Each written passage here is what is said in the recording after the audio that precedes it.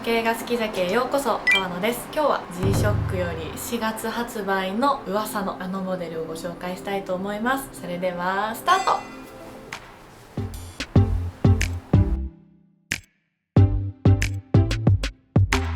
サムネでお分かりの通り、ついに MRG 化されたフロックマン発表されました。フロックマンは1993年に誕生し、本格防水機能を持ちながら非対称の形状やスクリューバッグの裏蓋に描かれたカエルのキャラクターなど特徴的なデザインが発売当初から話題となっていました。最近ですと30周年の復刻のフロックマンであったりヤドクガエルっていうのも瞬く間に売れたのは皆さんの記憶に新しいんではないのかなと思います。 MRG ということでチタン製であるのは間違いないと思うんですけど、一体どのようにして作られているのか、そしてデザインはどのようなものなのかっていうところがちょっと気になるところですね。それでは早速実況をご覧ください。コンセプトは未知の世界、過酷な海に挑むエクストリームダイビングです。質感、重厚感を進化させてチタンをまとったフロックマンです。こちら5つのポイントに分けて紹介したいと思います。1つ目はデザインです。フロックマンの DNA を継承した潜水艦ハッチモチーフのケースデザインと、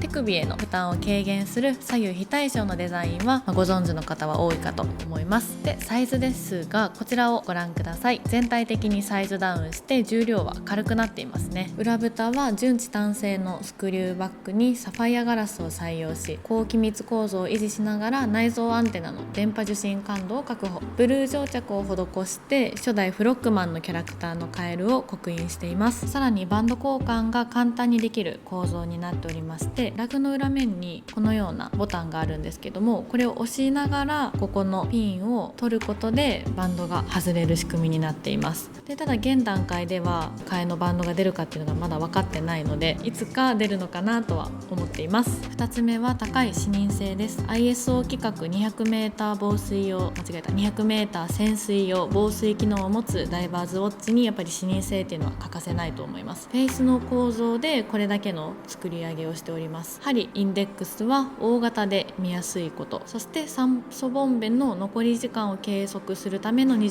分計っていうのはやっぱりマストですよね。3つ目は素材です。 ISO 規格のダイバーズモデルとして錆に強いケースを実現するために、ケース、ベゼル、裏蓋などの主要パーツからリューズ、サイドボタン、ビスなど小型パーツに至るまでチタンを採用しています。基本的には純チタンに深層硬化処理と DLC を施しているんですけども、サイドボタン、リューズ、ネジで微乗、この有角には高度の高い64チタンを採用して DLC を施しています。バンドはフッ素ラバーデュラソフトバンドを採用。耐久性が高く伸縮性があり、柔らかくつけ心地のいいのが特徴です。で、実際手に取って見るとよくわかるんですけども、本当に柔らかいですし、よく曲がるってことであったりだとか、ラグとの構造上もあるとは思うんですけど、可動域がすごく広いんで、本当に潜る方がつけるにはつけやすいのではないのかなと思います。4つ目は多パーツ構成による対衝撃構造です。どのくらいのパーツ数なのかというと、その数なんと70以上。フロックマンの持つ高い防水性を確保するオーリングや対衝撃性を保つ緩衝材などの部品を組み上げることで、ダイバーズウォッチに求められる機密性を確保しながらも MRG らしい造形に仕上げております。で、 MRG-B5000 のベゼル構成部品数は25だったんですけども、フロックマンは70個以上ということで約3倍。 MRG-B2000 のベゼル比較ですと約4倍にもなるそうです。対衝撃性を強化するためにベゼルとケースの間にはフッ素ラバーの緩衝体を複数備えることで強度を高めたプロテクト構造を開発。正面からの衝撃を緩和させるとともにガラスを保護する役割を持たせました。そしてリューズ、サイドボタンには保護パーツを組み込んでモジュールへの衝撃を緩和するためのクラッ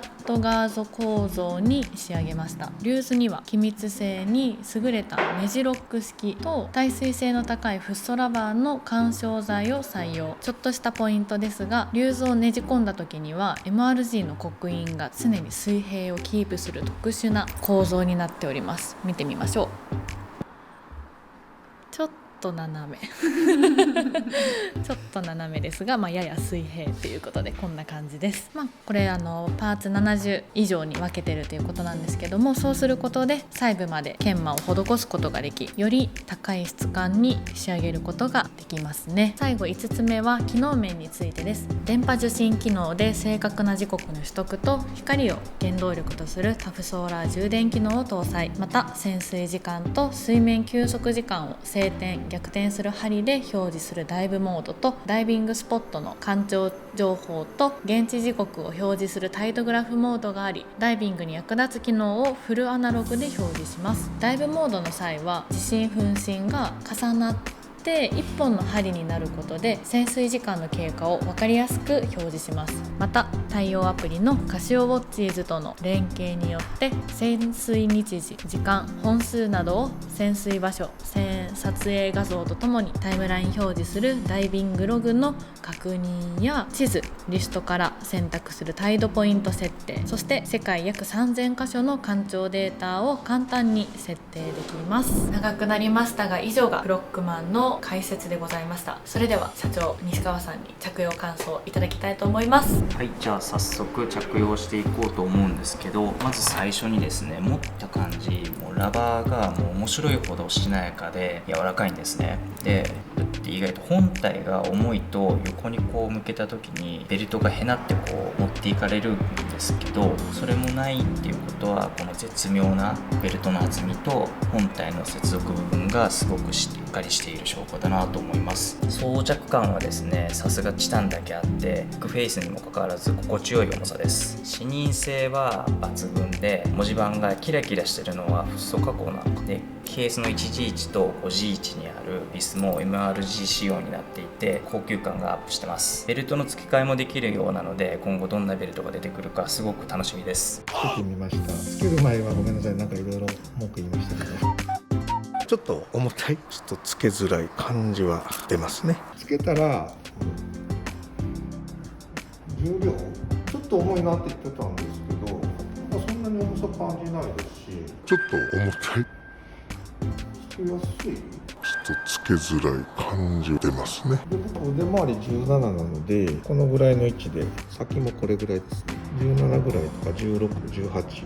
の腕回りがすごくいいと思います。でこのサイズ感もいい感じ。いかがでしょうか。ただちょっとつけるときに重さが気になるんで、ずるっといかないように気をつけてください。 MRG フロックマン4月21日発売予定です。MRG フロックマンのご紹介でした。4月は40周年の記念モデルが5000の形が3型出たりとか、フロックマンもそうですし、ぜひぜひチェックしていただいて、購入はぜひタイムメディアでお願いしたいと思いますで4月ということなんで、皆さん新しい環境だったり、出会いと別れとある時期だとは思うんですけど、頑張りましょうということで、ありがとうございました。ありがとうございましたどこ見たらいいかわからんちょっといいよ、切って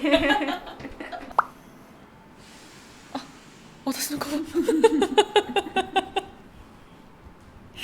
めっちゃブレたすごいこういうこと収まっとる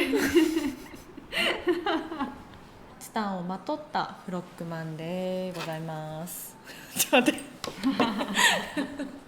ございます